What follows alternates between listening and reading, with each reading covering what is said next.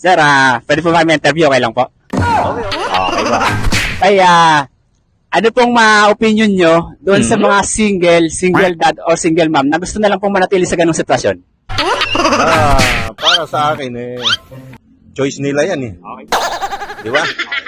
Wala tayong magawa kung talagang gusto na lang nilang manatili sa gano'n. It's their choice. Sir, kayo po ba sa ngayon kasal, widow, ano po ba? Ay, kasal. Sa ngayon po may kapartner po kayo. Oo, may kapartner tayo. Hindi naman tayo katulad ng mga iba dyan na huwag silang magagalit, ng bababae.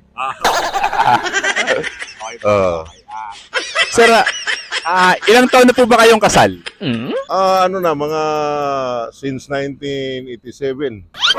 1987, so 37 years na po. Yes. Wow, Equal pa ang rin bigat! tayo sa ating asawa. Paano masabi? Paano nyo po napanatili yung ganong kahabang pagsasamahan po ninyo ng inyong pang asawa? Siyempre, give and take lang. Pag-unawaan lang sa mag-aasawa. Wow. Ano pong may papayo nyo sa mga may relasyon po ngayon na madalas pong nag-aaway, minsan gusto nang sumuko, gusto maghiwalay, ano po ba? Ang may papayo ko lang sa kanila, mag-intindihan silang dalawa. Wow. Yung katulad nga ng sinabi ko kanina, ang sikreto natin is give and take lang. Galit ang asawa, huwag mo salubungin para hindi kayo sasabog.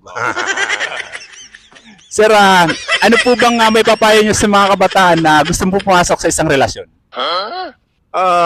Ang maipapayo ko lang dapat magsikap muna sila bago sila pumasok sa relasyon. Kasi karamihan ngayon sa mga binata at dalaga, magkita lang sa mata, mag-aasawa na. Okay po. Okay po. Ano po bang dapat na mas mauna? Kasal o sex? Kasi uso po ngayon mga marital sex, di na po napapahalagan yung kasal.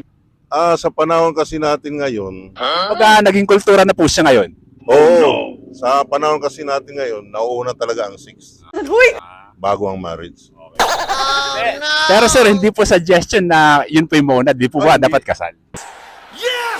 Hindi. Kasal dapat talaga muna. Hindi kasi suggestion talaga sa atin yung, lalo na nung panahon namin. Hindi suggestion yung sex muna bago kasal. Excellent! Nung panahon niyo po, mahawakan lang po yung kamay, kasal po, di ba? Ay,